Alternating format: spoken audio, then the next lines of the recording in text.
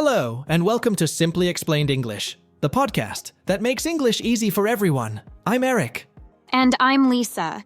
We're here to help you understand English words and phrases in the simplest way possible.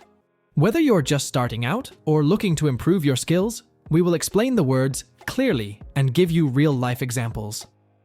So sit back, relax, and let's get started with today's lesson. What are the words today, Eric? Okay, Lisa. The first word is benefit. Then we will continue with to wake up, to discuss, then to be annoyed. And the final one is to be confused. Great! Okay, Eric, can you start with the first word? Sure, Lisa. The first word is benefit. Benefit. Benefit. Oh, that's a good word. A benefit is something good that helps you, like an advantage. Yes, exactly. It's very similar to advantage. It is like when something makes your life better or easier. For example, eating healthy food has many benefits that make you feel good. Let's use benefit in a short dialogue. Imagine two friends talking in a park.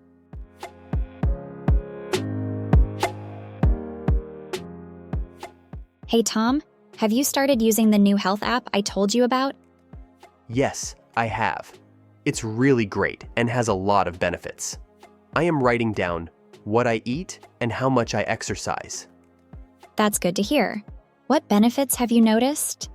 Actually, yes, I feel more energetic and I've lost some weight too. That's wonderful. Following your routine can be very helpful for your health. That was a nice example. So, Tom saw the benefit of using the health app because it helped him feel better and lose weight. Now, Lisa, can you think of something that is a benefit of learning a new language? You can meet people from different countries if you learn a new language. That's a big benefit, right? Absolutely. Understanding and speaking another language can open up so many doors for you. Or, can you think of the benefits of exercise, Lisa? Sure. Exercise can make you stronger and help you sleep better. Those are important benefits. Yes, they are. It also shows how much benefit the things we do, or the decisions we make have. Try to use the word benefit in your own sentences and think about the benefits in your life. Right. Today, we learned about the word benefit. Remember, a benefit is something good that helps you. Okay, let's move on to our next word. What is the next word, Eric? The next word is to wake up. To wake up. To wake up. To wake up means to stop sleeping and become awake. For example, I usually wake up at 7 o'clock in the morning. That's right, Eric. Now, let's have a sample dialogue using to wake up.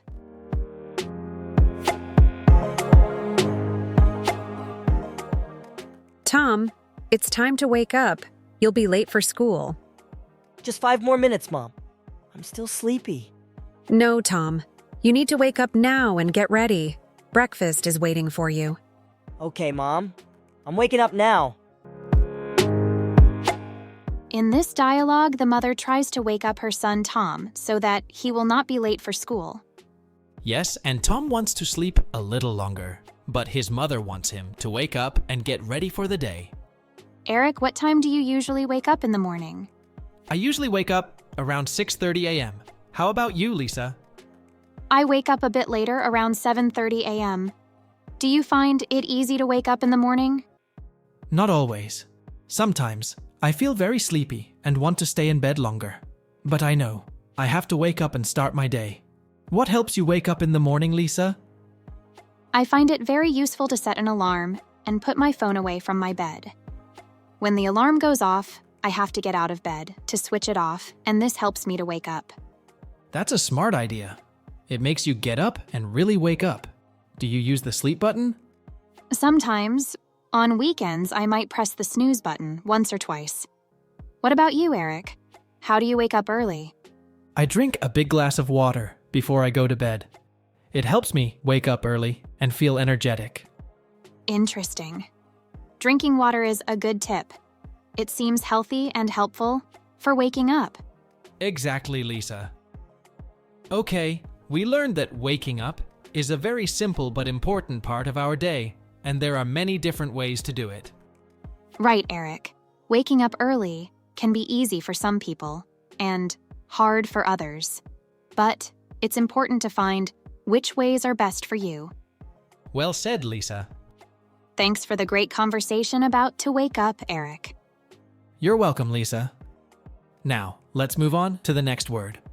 The next word is to discuss. To discuss. To discuss.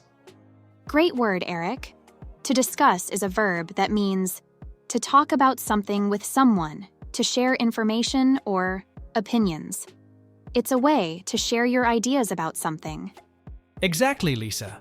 Now, let's give our listeners an example dialogue to help them understand how to use to discuss in a conversation. Sounds good. Here's a sample dialogue between two friends.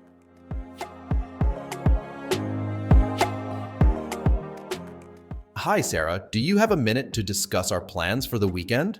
Sure, John. What ideas do you have in mind? I was thinking we could have a barbecue in the park. What do you think? That sounds great. Let's discuss the details and make a list of what we need. That was a perfect example. What do you like to discuss with your friends, Eric?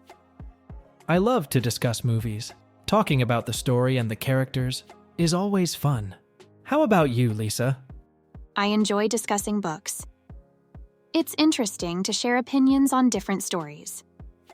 Eric, why is it important to discuss things with others? Great question, Lisa.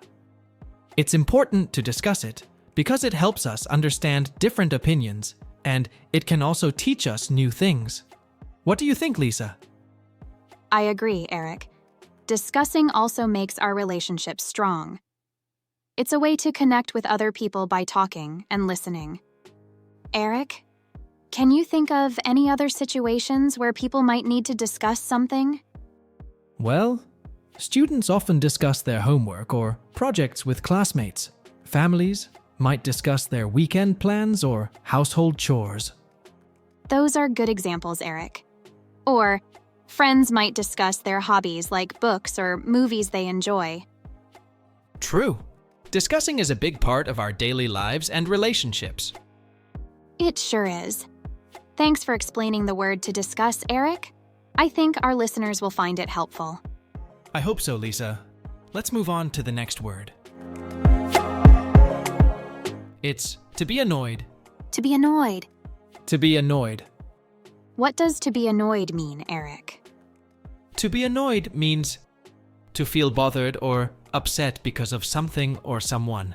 It's not a strong, angry feeling, but it can make you feel a little upset. Oh, I see. Can we have an example of dialogue with the word annoyed? Of course. Let's set the scene. Imagine you're in a library and you are trying to study.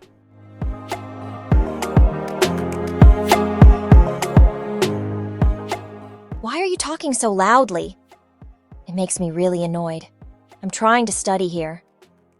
Oh, I didn't realize I was being loud. Sorry about that. It's fine, but it was really annoying. That was a good example. Alice was trying to study and Bob was talking loudly. Alice felt annoyed because it was hard for her to study. Exactly, Lisa. What about you? Do you sometimes feel annoyed? Yes, sometimes when I'm reading and there is a lot of noise, I feel annoyed. What about you, Eric? Same here. I get annoyed when I'm trying to work and my cat jumps on my desk and blocks my computer screen. That sounds cute, but annoying at the same time. Yes, it is.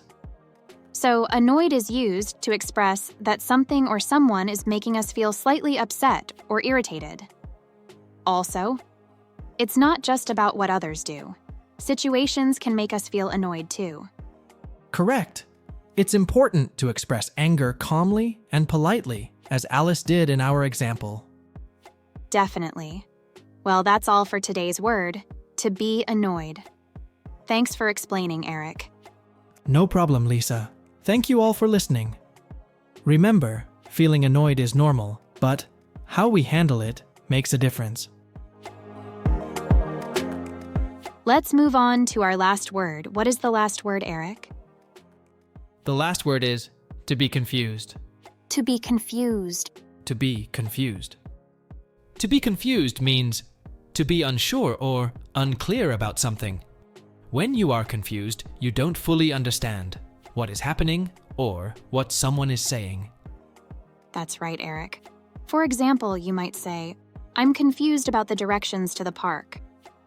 Here's a sample dialogue using to be confused.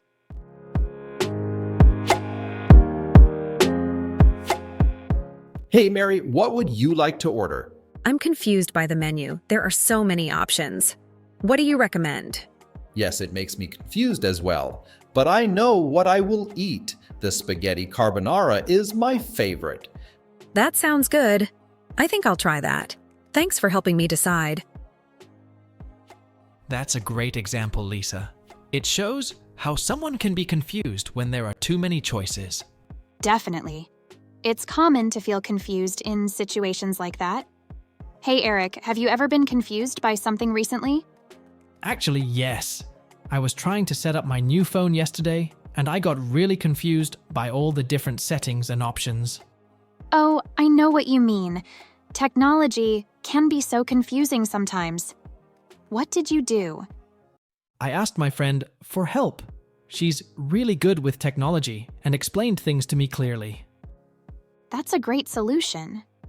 Asking someone for help is always a good idea when you're confused about something. Absolutely. It's okay to say when you don't understand something and ask for help. I couldn't agree more. Thanks for sharing your example, Eric. No problem, Lisa.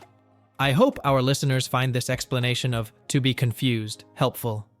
Remember, everyone feels confused sometimes, and it's perfectly normal. Don't be afraid to ask questions or ask for help when you need it. Great advice, Lisa. Well, that's all for this word. That's it for today on Simply Explained English. Thanks for joining us. We hope you learned something fun. Keep using your new words. Don't forget to listen to our next episodes. We've got more exciting things to share. Tell us what you think or ask us questions. We'd love to hear from you. See you next time. Keep learning and having fun with English. Bye and keep practicing your English.